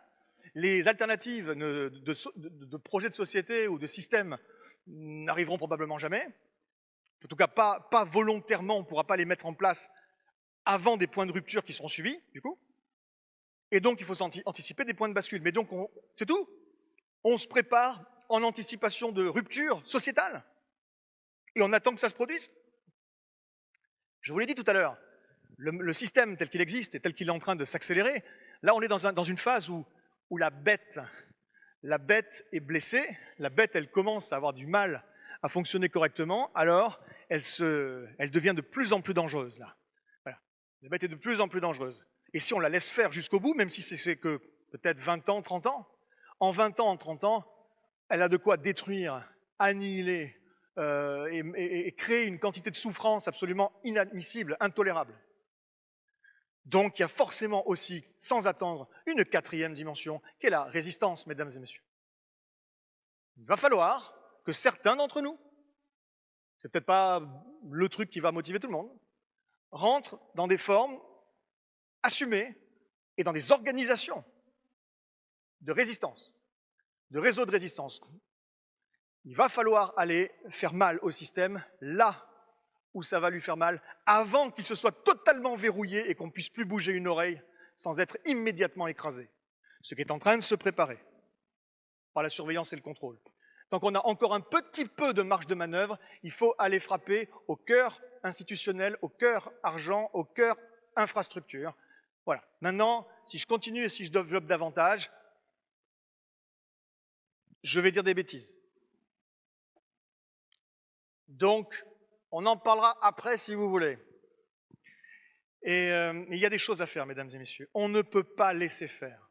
Ce qui est en train de se jouer, c'est la dystopie pour tous, d'un côté, et, parce qu'on a le beurre et l'argent du beurre, aujourd'hui c'est formidable, et aussi l'anéantissement du reste de ce qui vit sur Terre. Voilà ce qui est en train de se passer. L'habitabilité de la planète Terre est en jeu. Je pense que cet enjeu-là, ça légitime un petit sursaut. Et ça légitime de sortir, peut-être de profiter du fait qu'on a passé un moment désagréable avec Keller ce samedi 31 janvier, pour ne pas immédiatement retourner sous la couette, pour ne pas immédiatement retourner dans son confort tant qu'il est là, et pour se dire, je profite de cet inconfort pour en faire quelque chose. Je le prends comme un réveil, et pas juste comme un stimuli qui m'a fait chier et que j'oublie le plus vite possible. Si certains peuvent le faire, c'est maintenant. Il faut y aller. Nous n'avons plus le choix. Ça justifie. Ça justifie au moins autant que les autres fois dans l'histoire où des gens sont rentrés comme ça en résistance au péril de leur vie. Bref, voilà les 4 grands chantiers. Et je vous ai dit qu'après, une fois que j'aurai fini ça, que j'allais faire un zoom sur la résilience. Alors, faisons un zoom sur la résilience, il me reste 25 minutes. La résilience, de quoi? Vis-à-vis de quoi? La résilience, ça ne veut rien dire. Donc, il y a beaucoup de domaines dans lesquels on utilise ce mot, et on l'utilise, il y a des points communs. D'ailleurs, je vais vous dire le point commun dans tous les domaines, mais... 17? J'ai mon chrono qui me dit que je parle depuis 1h05. J'ai un téléphone. J'ai un téléphone. Eh bien, je vais vous dire que non. Je vais vous dire que non, monsieur. Non, mais non, attendez. Là, le monsieur me dit, et je comprends, il dit que je suis en contradiction avec mon discours parce que j'ai un téléphone moderne. Alors, ouais, je vais vous dire. Aujourd'hui, il y a une lutte à mettre en place, et tant qu'on peut les avoir, ne laissons pas les outils les plus efficaces juste aux mains de ceux qui font n'importe quoi et qui détruisent le vivant. Tant que c'est disponible, moi je vais l'utiliser parce que ça me rend beaucoup plus efficace pour mon combat. Et je ne prône pas ça. Je prône qu'on en sorte. Mais il se trouve que personne n'est venu me voir, monsieur, en me disant « Dites-moi, monsieur Keller, vous êtes pour ou contre les smartphones ?» Parce que si on était venu me voir pour me demander ça il y a 20 ans, j'aurais dit contre. Et si on était venu me voir en me disant « Vous êtes pour ou contre l'intelligence artificielle ?» J'aurais dit « Je suis contre. » Mais personne ne m'a demandé mon avis, et c'est là. Maintenant que c'est là, on laisse les salauds l'utiliser, et on lutte avec quoi? Avec des bâtons? Tant que c'est là, je l'utilise parce que ça me rend plus efficace, et je prends pour ce que ça va me donner. Je referme cette parenthèse, vous serez d'accord ou pas. Mais ce n'est pas mon propos. Effectivement, je montrais juste que, selon mon ordinateur, j'ai encore une vingtaine de minutes, allez, bon. Mais je ne dépasserai pas, je m'y suis engagé. Donc arrêtons de faire des digressions. Nous avons aujourd'hui, donc face à nous, des grands enjeux, et l'enjeu de résilience, il est majeur, mais résilience de quoi? Vis-à-vis de quoi j'étais en train de dire. Je parle des systèmes socio-écologiques, on vous l'a bien dit. On parle des sociétés humaines, on parle des territoires, on parle des organisations humaines. Ce sont, qu'on le veuille ou non, des systèmes socio-écologiques. Voilà. Et il se trouve qu'il existe un champ de recherche et un champ d'études, de production d'idées et de production de méthodes dans les systèmes socio-écologiques. Dans ce registre-là, la résilience est définie comme la capacité d'un système à recouvrer, une capacité à fournir ou à assurer des fonctions essentielles après une rupture. Voilà. Donc, la résilience globale d'un système et sa capacité à gérer à la fois le temps de paix et le temps de crise, le temps calme et le temps de crise. Une fois de plus, dans le registre de l'étude des systèmes socio-écologiques, on définit la résilience d'un système socio-écologique comme l'ensemble de trois choses qui sont la robustesse, c'est la capacité à maintenir les fonctions essentielles du système malgré des fluctuations. Ce n'est pas exactement la définition qu'en donne Olivier Hamon. C'est la robustesse et c'est ça. La robustesse ne remet pas en question le système. Elle permet de le maintenir. Maintenir, ça ne veut pas dire que c'est fixiste, hein. Le système, il évolue. Mais on maintient les finalités du système et notre capacité à répondre aux finalités du système. Voilà. Donc l'idée, c'est qu'un système résilient, il est capable, quand il y a des fluctuations, de ne pas se casser la gueule tout de suite. Mais que se passe-t-il si nous sommes confrontés à un choc qui n'est pas une fluctuation, qui est véritablement une rupture? Si on va au-delà de notre capacité de robustesse, que se passe-t-il? Eh bien là, ça casse. Et il faut avoir développé une deuxième dimension de la résilience, qui est l'adaptabilité. En cas de cassure, comment on bascule en mode dégradé sans que ce soit le carnage total? Et comment on maintient les fonctions essentielles, et ensuite on recouvre progressivement, plus on est adaptable, et apprenant de surcroît, plus on va remonter vite cette pente, non pas pour revenir au système, à l'état initial, en aucun cas, mais bien pour revenir à un niveau de capacité à fournir certaines fonctions essentielles du système. Voilà, l'adaptabilité. La troisième dimension de la robustesse, c'est la transformabilité. C'est la capacité d'un système à se transformer. Il ne sert à rien d'essayer de rester sur un système qui est de toute façon moribond. On est dans un grand processus de changement. Bref, donc la résilience des systèmes socio-écologiques, c'est la robustesse plus l'adaptabilité plus la transformabilité. Voilà les définitions qui sont posées dans ce domaine. Et au final, chacun de ces dimensions nécessite d'y travailler. Et puis ensuite, il y a des... Mais bon, pareil, moi, c'est des formations que je donne ou des séminaires ou des journées entières que je passe avec les élus locaux sur la sécurité globale des territoires. On voit ça plus en détail. Mais aujourd'hui, je n'ai pas une demi-journée à vous consacrer, donc simplement, je dis la base. Et il se trouve qu'il y a différents types de résilience ensuite. Il y a la résilience générale. La résilience générale, c'est face à n'importe quel type de crise. Mais il y a aussi des résiliences spécifiques, et notamment la résilience alimentaire. La résilience alimentaire, comme je disais tout à l'heure, c'est une toute petite partie de l'équation, puisque c'est une sous-partie de la résilience générale, qui est une sous-partie du chantier numéro 3 dont je vous ai parlé, qui lui-même est une sous-partie de la somme de ce qu'il faudrait faire selon moi. Donc on est vraiment sur un truc tout petit mais vital, et donc voilà, s'il n'y a pas ça, le reste, il n'y aura pas non plus. Donc focalisons-nous un petit peu là-dessus. Aujourd'hui, pour manger, nous sommes tributaires de chaînes d'approvisionnement que nous ne maîtrisons pas du tout. Pour manger, la France ne peut pas produire sans un maximum d'intrants qui ne sont pas produits en France, sans des carburants qui ne sont pas produits en France, des pesticides qui ne sont pas produits en France, sauf exception, des semences, je voulais dire, qui ne sont pas produites en France, en utilisant des machines qui ne sont pas fabriquées en France. Et s'il n'y a pas la pièce, le jour où la machine dysfonctionne, s'il n'y a pas la pièce qui vient de Chine ou des États-Unis ou la mise à jour logicielle qui passe par satellite, on ne sait même plus réparer. S'il n'y a pas les aides de la PAC européenne pour permettre à ce système de tenir, il se casse la gueule parce qu'il n'est même pas foutu d'être économiquement rentable. Et si on n'a pas une main-d'œuvre étrangère qui vient chaque année produire chez nous à bas coût, une main-d'œuvre spécialisée, on ne peut plus produire chez nous. Si on ne dépend pas également des tourteaux de soja importés d'Afrique, il n'y a plus d'élevage quasiment en France, etc. On est dépendant de chaînes d'approvisionnement, en veux-tu, en voilà. Or, Nous sommes, je vous l'ai dit, sur le point de sortir de l'ère du pétrole et du gaz naturel abondant et bon marché. Et ça, l'abondance perpétuelle de pétrole et de gaz bon marché est la condition sine qua non de fonctionnement de toutes les entreprises qui font de la logistique. Le modèle économique des entreprises qui opèrent les chaînes d'approvisionnement ne tient que si le pétrole et le gaz naturel sont abondants et bon marché en permanence. Sinon, ça s'arrête. La question est donc, que se passera-t-il quand les flux d'approvisionnement vont s'arrêter?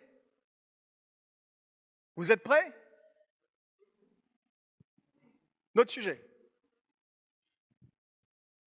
Que fera-t-on? Je n'ai pas dit que ça arriverait un mardi soir à 22 h. Ça va être progressif, mais ça peut être progressif rapide. Est-ce qu'on est prêt ou pas? Est-ce qu'on est résilient? La résilience alimentaire. Alors non, je vais vous dire une chose d'abord. En France, il y a quelque chose, un concept qu'on appelle les SAIV, les secteurs d'activité d'importance vitale. Ce sont des secteurs d'activité, il y en a 12 qui sont listés par le secrétariat général de la Défense et de la Sécurité nationale. Parmi les 12 secteurs d'activité d'importance vitale, il y a l'alimentation. Ok, ils sont quand même pas totalement débiles, ils ont compris que manger était important. Dans les 12 secteurs d'importance vitale, vous ne trouverez par contre pas l'agriculture. L'agriculture n'est pas considérée comme un secteur vital. Pourquoi? Eh bien, parce qu'il n'y a strictement aucune espèce de lien entre produire et consommer, mesdames et messieurs. C'est juste une économie avec des gens qui produisent d'un côté, des gens qui consomment à l'autre bout, des chaînes qui se baladent, et puis, bon, bah, si ça déconne en termes de production à un endroit, on fera venir la bouffe d'un autre endroit, hein, et le système se réorganisera. Parce que les experts des risques, eux-mêmes, ne parlons même pas des autres, n'ont pas pris conscience qu'il existait maintenant une nouvelle catégorie de risques. Ils sont restés sur une approche classique des risques, qui sont des risques événements. Un événement, il se produit à un endroit donné, pendant un temps donné, et on le gère là. Si le problème est très grave, on déclenche le plan hors sec, on revient à la normale dès que c'est possible. Voilà la logique actuelle. On fait de la prévention des risques et de la gestion de crise pour revenir à la normale. C'est l'approche classique des risques. Sauf qu'aujourd'hui, nous avons une nouvelle catégorie de risques, les risques systémiques. Et les risques systémiques dont moi je vous parle, c'est mon expertise, ne sont pas des événements, ce sont des processus. Ce sont des processus qui sont déjà enclenchés, qui sont en train de s'accélérer et qui ne s'arrêteront pas. On peut jouer à la marge dessus, mais ils ne s'arrêteront pas. Et donc ce que je suis en train de vous dire, c'est on a un tsunami qui nous arrive dans la gueule, on peut peut-être un petit peu faire en sorte qu'il soit moins haut, moins fort, mais de toute façon, on a un tsunami qui nous arrive dans la gueule, et on ne l'évitera pas. Je peux vous apprendre à surfer. Voilà ce que je suis en train de vous dire. Il va falloir apprendre à gérer le tsunami et à s'adapter de manière dynamique et à se transformer. Imaginez qu'on va pouvoir continuer à habiter la petite bicoque qu'on s'est construite en bord de mer. Non, non, non, il va falloir aller vivre ailleurs, les gars. Et donc voilà, on est vraiment dans une dynamique de changement profond. Alors pour revenir à ce que je disais juste avant, nous avons, d'ailleurs j'ai perdu le fil, c'est super. J'adore quand ça m'arrive ça. Pardon?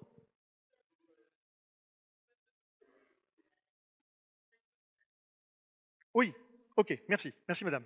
Heureusement qu'il y en a une qui suit, quand même, hein. Vous aurez un bon point. Donc là, effectivement, nous sommes face aujourd'hui à des problèmes qui ne sont pas totalement compris, et les 12 secteurs d'importance vitale n'incluent pas l'agriculture parce qu'on ne considère pas qu'il peut y avoir un problème systémique qui toucherait tout le monde agricole d'un seul coup en France et en Europe. On ne prend pas en compte la possibilité que l'Europe manque de carburant, que l'Europe manque de phosphore, que l'Europe manque de gaz naturel pour, par procédé à Haber-Bosch, faire ensuite des engrais azotés. On ne considère pas qu'il pourrait y avoir des ruptures de chaînes d'approvisionnement généralisées. Si les problèmes sont compris uniquement comme des événements qui se produisent à un endroit donné pendant un temps donné, alors qu'est-ce qui se passe? L'intégralité de notre sécurité alimentaire est considérée comme un problème d'approvisionnement et éventuellement de stock. On fait des stocks. En France, il n'y a pas de stock. En Suisse, il y a des stocks. Depuis l'an dernier seulement, la Norvège a recréé des stocks stratégiques de semences. Depuis 2024, pardon. Bref, mais en France, il n'y a pas, toujours pas. Alors que si on prend conscience du problème systémique et du fait que c'est tout le système qui va changer, alors on prend conscience de la nécessité, au-delà des stocks, oui, pourquoi pas faire des stocks, mais au-delà de ça, de la nécessité de reterritorialiser un certain nombre de productions vitales, de diversifier les productions pour être en capacité de nourrir les gens de façon beaucoup plus rapprochée, de répondre aux besoins essentiels, et la nécessité de changer totalement de modèle agricole. Le changement de modèle agricole, ce n'est pas une idéologie. Ce n'est pas juste parce que c'est plus écolo. C'est aussi parce que c'est la condition sine qua non de notre sécurité la plus fondamentale. Et ça, je pense que ça n'a pas encore été suffisamment passé comme message. Et donc, d'un côté, il faut savoir produire différemment. Et franchement, là, c'est formidable parce que c'est possible. Et en plus, les connaissances existent. C'est juste qu'elles sont mal partagées et puis que les gens ne comprennent pas. Et puis il y a beaucoup de gens qui ne veulent pas. Et puis souvent, même les gens qui voudraient changer de pratiques agricoles ne peuvent pas parce qu'ils sont pris au piège d'un système. C'est tout un tas de trucs. Mais en réalité, on les a, les connaissances, les compétences. Et les connaissances, les compétences, c'est un mélange de ce qu'il faudrait faire. C'est un mélange entre la permaculture, l'agroécologie, l'agroforesterie, la culture sur sol vivant, les solutions fondées sur la nature et l'hydrologie régénérative. Et avec ça, déjà, on peut produire. Alors, il y aura quand même des problèmes, hein, mais globalement, on peut en grande partie produire tout ce dont on a besoin durablement, de façon nutritive, de façon saine, en dépendant de beaucoup moins d'intrants, donc en étant beaucoup plus résilient vis-à-vis de ce risque de rupture de chaîne d'approvisionnement, tout en régénérant la nature, tout en stockant du carbone, tout en favorisant la recharge des aquifères en eau. Enfin bref, c'est quand même dingue quoi qu'on ne le fasse pas. Il n'y a plus qu'à démanteler la FNSEA et la coordination rurale. Ça fait partie du 4e chantier, ça. Et donc, enfin, dernière chose, tout ça c'est bien gentil, on produit de façon plus durable, on produit de façon plus locale, on s'assure, mais encore faut-il que les gens y aient accès. Garantir l'accès à ces choses essentielles. C'est valable pour l'alimentation, parce qu'on en parle là, mais de plein d'autres choses aussi. Et ça, c'est quoi, ces choses-là qu'il faut à tout prix maintenir? Ce sont des communs. Donc il y a toute une logique et toute une réflexion autour des communs et de la gestion collective de ces biens communs, de ces communs. Donc là, allez voir, hein, pareil, j'ai pas le temps, donc je ne vais pas développer plus que ça. Mais vous connaissez peut-être déjà. Si vous ne connaissez pas les travaux les plus célèbres, c'est ceux de Elinor Ostrom, mais il y en a d'autres plus récents qui vont plus loin. Enfin, passons. Renseignez-vous sur la gouvernance des communs ou la gestion partagée des communs. Et ensuite, effectivement, une fois que tout ça est fait, il y a quand même encore l'accès, quoi. Garantir l'accès à l'essentiel pour tous. Ça, c'est une condition, condition sine qua non de sécurité collective. Ça n'a pas été compris. Moi, je pense aujourd'hui qu'il est temps de faire de ce qu'on appelle, certains proposent ça, ils appellent la dotation inconditionnelle d'autonomie, c'est-à-dire que l'accès à l'essentiel vital est garanti gratuitement pour tout le monde. Ce serait, je pense, en fait, un objectif noble de toute société qui se dit civilisée ou évoluée, ou développée, entre guillemets. Enfin bref, passons. On ne l'a pas fait, et il y a beaucoup de gens, plutôt sur le spectre droit de la politique, qui seraient outrés d'entendre cela, qui le sont peut-être dans cette salle, je ne sais pas, qui sont outrés d'entendre ça, parce que Keller est en train de suggérer qu'il faudrait donner gratuitement des choses à des gens qui ne sont pas productifs, à des glandeurs, quoi, en fait. Et puis peut-être même à des étrangers. Non, ça, c'est pas possible, ça. Mais la plupart des gens qui pensent comme ça sont en général aussi les gens qui s'obnubilent pour les questions de sécurité. Je pense que le message ne leur a pas été bien passé. C'est une question de sécurité de tes propres enfants, mec. Il faut le comprendre. Et pour le comprendre, il faut avoir fait tout le déroulé que je vous ai fait, de façon très condensée et imparfaite aujourd'hui, parce qu'un peu improvisée comme ça. Il faut faire tout le déroulé, comprendre les risques systémiques, comprendre ce que ça veut dire, comprendre face à quoi, on va être confronté. Bon.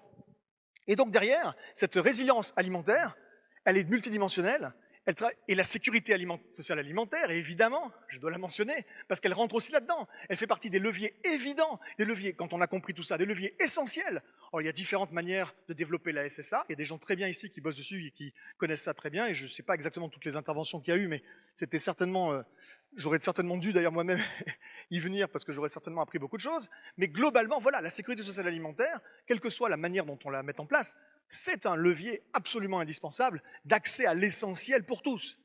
Et donc derrière, un socle de sécurité pour tous aussi. Voilà toutes les choses sur lesquelles il faut travailler et encore bien d'autres. Maintenant, sur les 5 minutes qui me restent à peu près pour terminer, je voudrais lancer quelques messages.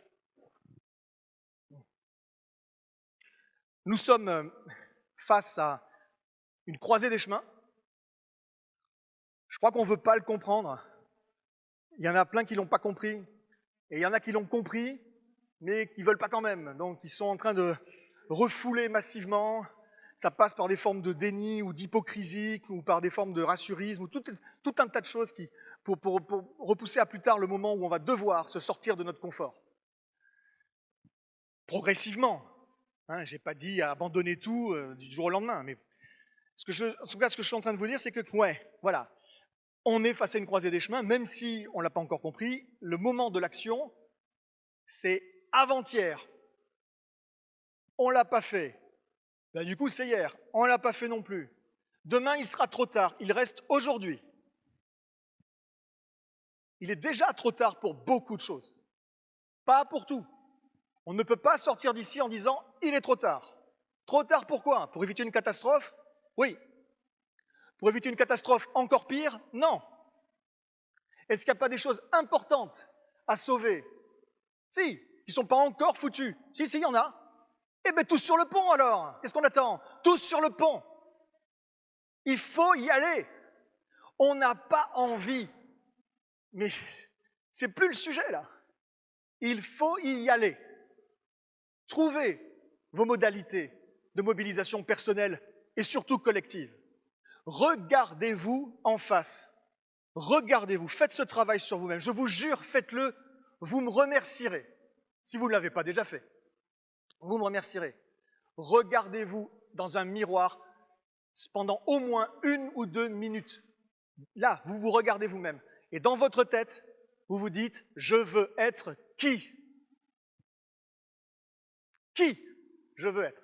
Parce que ça passe avant tout par là. Et quand vous aurez trouvé la réponse, quel acteur du changement êtes-vous, pouvez-vous être? Quel acteur du changement voulez-vous être? Alors, vous irez creuser, vous vous renseignerez plus, mais surtout, vous allez essayer d'en trouver d'autres comme vous, et vous allez rejoindre ou créer des réseaux et des mouvements et des dynamiques, parce que tout seul, on devient fou. Et il faut travailler donc ensemble, qu'on aime ou qu'on n'aime pas. Et il faut être solidaire, qu'on comprenne ou qu'on ne comprenne pas. Des fois, je dis à certaines personnes, notamment, je suis intervenu il y a quelques mois auprès du MEDEF, figurez-vous. MEDEF m'a invité, et je leur ai dit, il faut être solidaire. Solidaire des populations, solidaire les uns des autres, alors qu'ils sont tous dans la compétition quasiment, quoi. Solidaire, même entre vous, solidaire. Bon, le message n'est pas forcément super bien passé. Et donc je leur ai dit, écoutez, si vous êtes naturellement enclin à la bienveillance envers votre prochain, c'est formidable. Mais si vous ne l'êtes pas, soyez solidaire par calcul.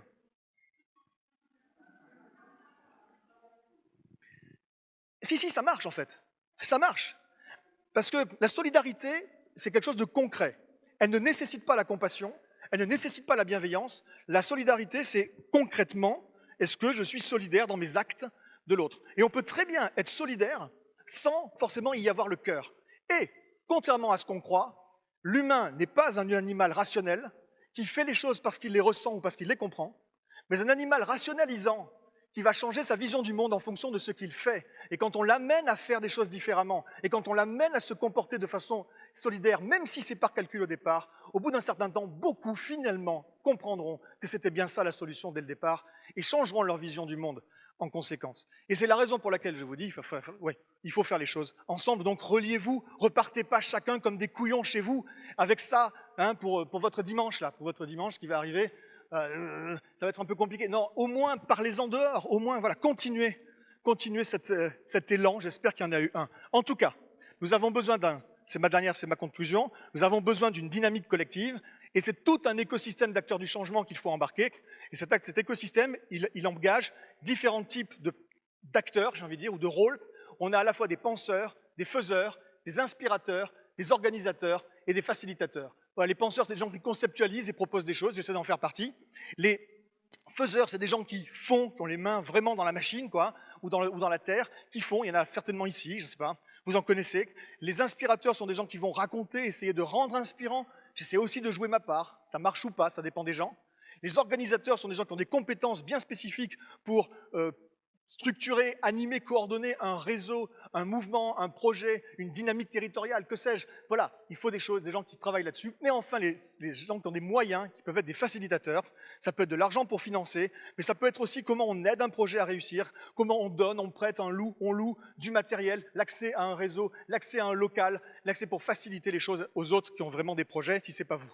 Voilà, et au final, vous devez trouver qui vous êtes là-dessus, et vous relier les uns avec les autres, chacun des projets qu'on va mener maintenant, que vous allez mener ou que vous menez déjà, ce n'est plus votre projet, c'est un ensemble de projets pour le monde et on travaille ensemble en essayant de cocher les 5 cases que je viens de vous dire, penseur, faiseur, acteur, inspirateur, organisateur et facilitateur. Voilà, c'est un certain nombre de clés que je vous donne, faites-en usage, il n'y a plus qu'à, cette croisée des chemins, c'est terrible, mais c'est aussi l'occasion pour chacun d'entre nous de devenir les héros de ceux qu'on aime.